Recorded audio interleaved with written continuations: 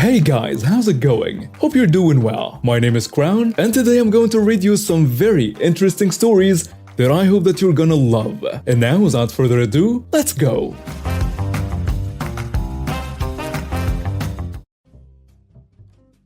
So this happened back before everyone had a camera in their pockets, and man do I wish this entire thing was recorded and plastered on social media. So my girlfriend used to work for a large convenience store with a pharmacy inside it. You know the place. I would drop her off and pick her up every day. That day I just got done with filling out licensing and permitting so I could open my shop. This means I was wearing a suit and a tie. Do you see where I messed up yet? Well, hold on kid, it's going to get worse. So I get to the store and my girlfriend isn't outside, so I walk in. She sees me and tells me her relief is running late and she can't leave yet as her manager was unloading a truck. So decided to wait for her relief as he was going to be there in 15 minutes. Now something to note about this store. The store manager, the two assistant managers, the pharmacist and the assistant pharmacist are all women. So a woman, let's call her Karen, comes in, not looking the typical Karen look, instead she looked like a typical meth head. Karen asks where the cold medicine is, and my girlfriend tells her it's in aisle 4C. Karen snapped back with the, "I wasn't talking to you, I was talking to your boss who needs to stop flirting and help customers." I turn and say, "I'm out of work here." But Karen snaps with, "Then why are you behind the counter?" I wasn't, I was standing to the side of the counter. I just say to her, "Piss off lady, I don't work here." Karen storms off and about 5 minutes later she is back at the front demanding to know where the pharmacist is. Girlfriend says, "Caddy should be back there." It's a fake name. She might have stepped away for a minute. Karen, getting angry, says, "I said I want to speak to the pharmacist, not some bimbo playing pretend.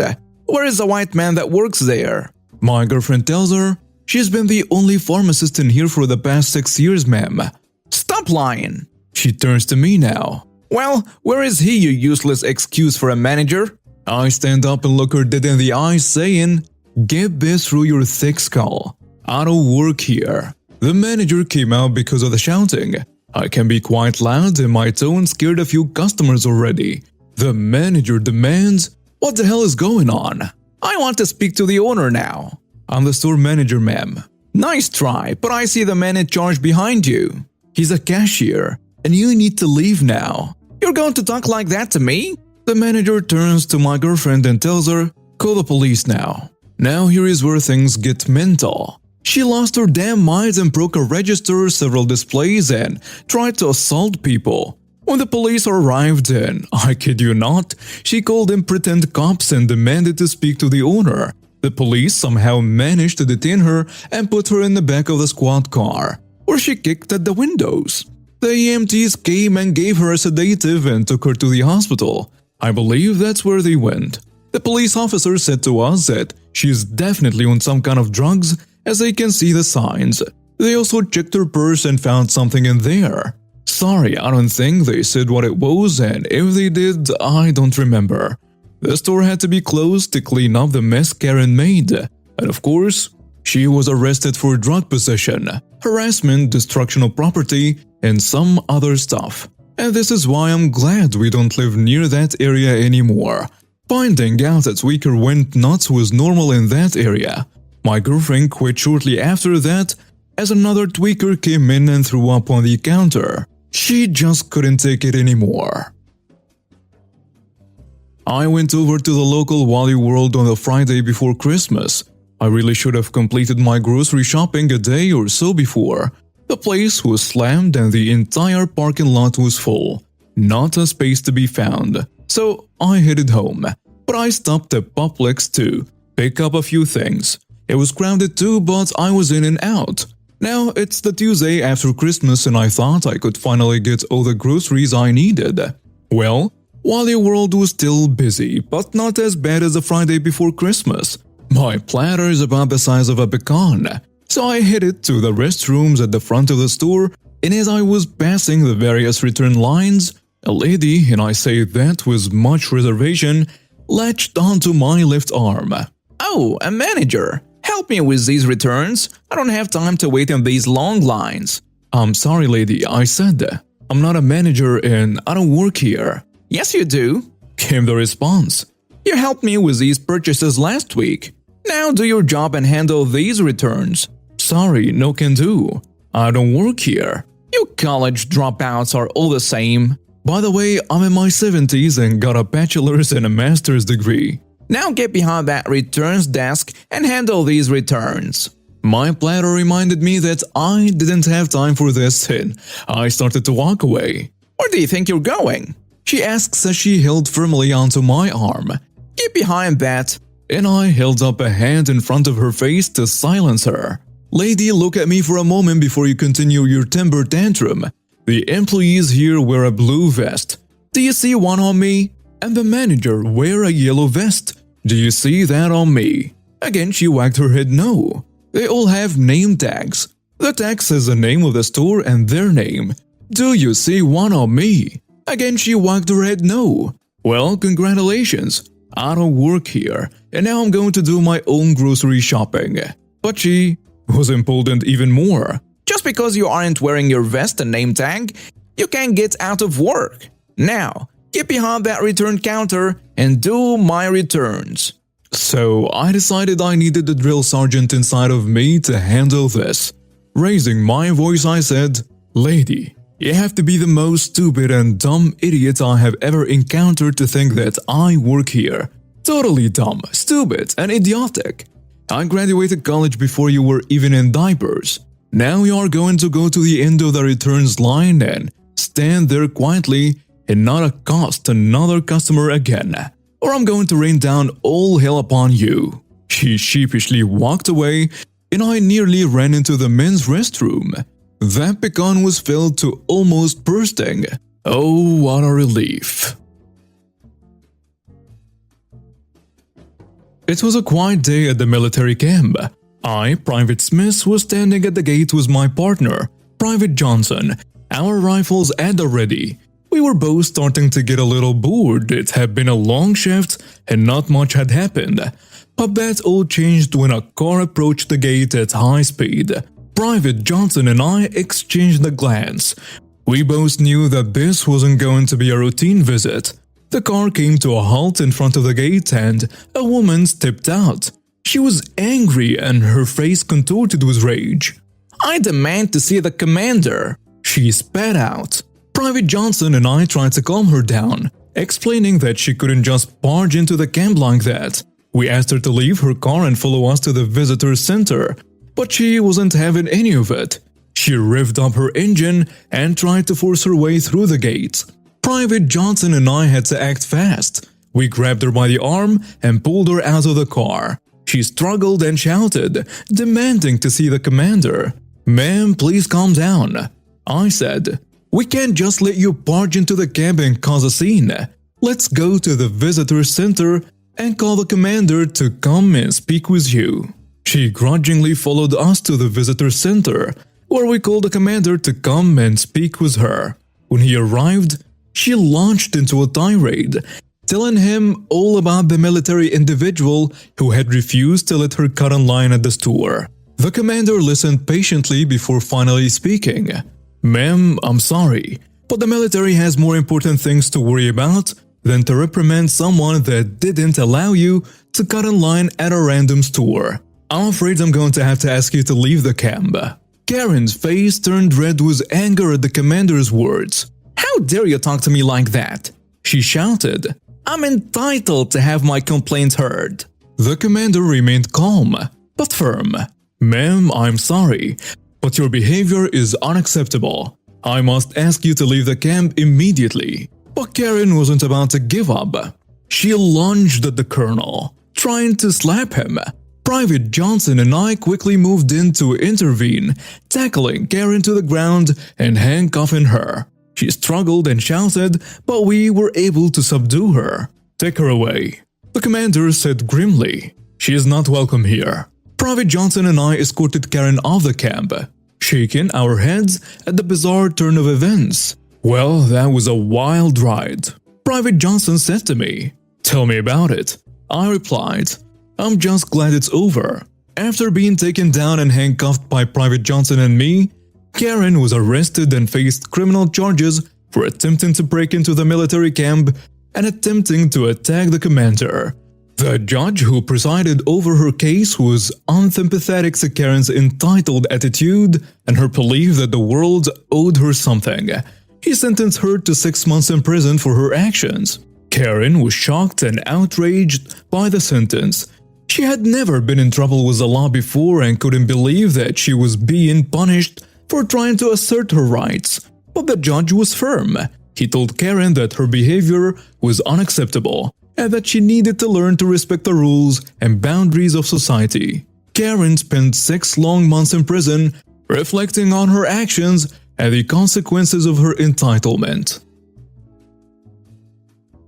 I met my roommates in college 5 years ago. We were both going for studio engineering and music production. We became great friends almost instantly. We would often share beats with one another and also collaborate on some projects together. At one point, we were marketing ourselves as a duo for music production. We were trying to get noticed by more famous artists in our area. So we made trap and R&B beats. Some local artists have used our beats, but no one major.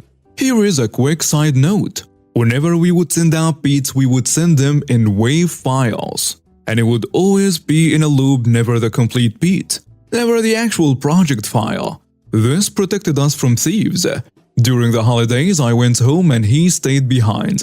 I sent him over a loop in a WAV file a few hours ago. I'm on Snapchat, and he's in a studio with a local artist playing my loop. At first, I'm super stoked. I try to FaceTime my roommate and he doesn't answer. He just sends me a message saying, "Send over the project file." I try to FaceTime him again, but he doesn't answer. Right away, I know what he's trying to do. So instead, I go over to the local artist Instagram and check his story. It's him in the studio with my roommate.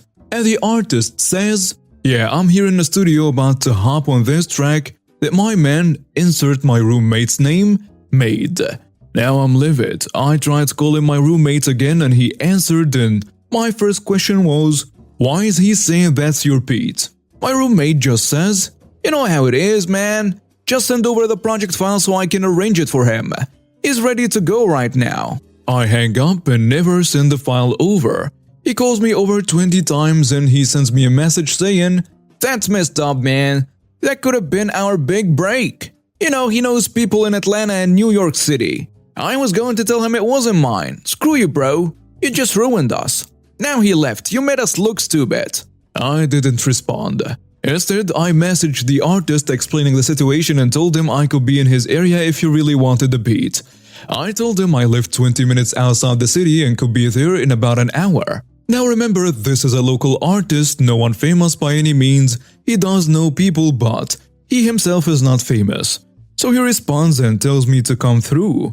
I play the full beat for him, and he said that he wasn't feeling it anymore, which artists say a lot. He then goes on to tell me that my roommate tried for hours to remake my beat, but couldn't even figure out the drum pattern.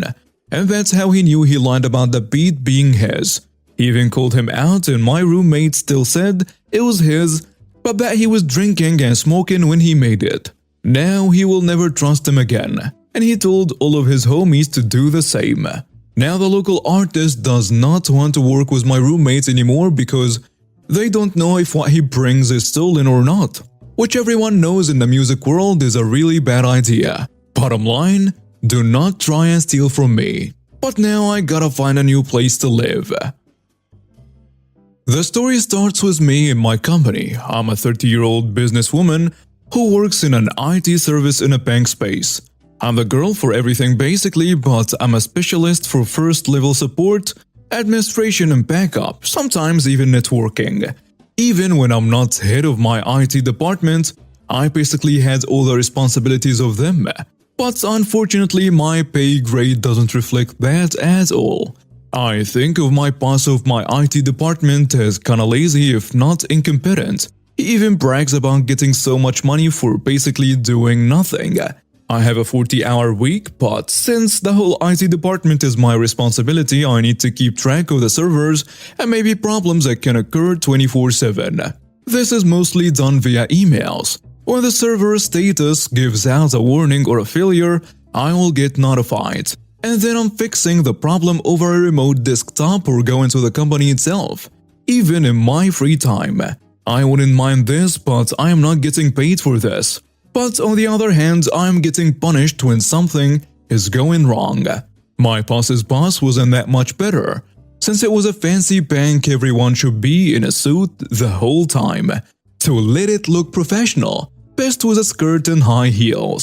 Only problem is when you work in a first-level support, you need to do a lot of behind-the-scenes work, like slipping under the desk to do or repair cable management, doing work on the server rack, and doing lots of other activities that make you dirty. You could imagine that this wore out my business clothes really fast, and not only that, they were so impractical and really made my work harder. So I changed my clothes to a comfy hoodie and work pants to fit the work I'm doing a bit better. When my boss saw me, he was furious, demanding that I can't look like a poor hobo inside his bank. I told him that I demand work clothes for both occasions because they are expensive and get worn out quickly. He refused, and I wasn't really happy about it. So much for the introduction. Someday my boss's boss, head of the whole company, called me. He had a plan. He wanted to create quiet hours, meaning he didn't want his employees working on weekends to let them rest properly. At first glance, you could say, hey, that's a nice idea. Yeah, no, he just didn't like to pay them for overwork because he got in some legal trouble with overwork paid in general. Not only that, some employees have strict deadlines and need the extra time to get work done. To actively ensure nobody can't work over the weekend, he wanted the following. Please make sure no one can access their emails and remote desktop over the weekend, no exceptions. Since we had a ticket system and were able to attach emails to tickets, I asked him to write an official work task. This has two reasons. First, I like everything documented. Second, I have something to protect and secure myself if the task I was given is incorrect. And it's exactly this that saved me. So I was in my office desk again, thinking how to get the task done and what applications it will have.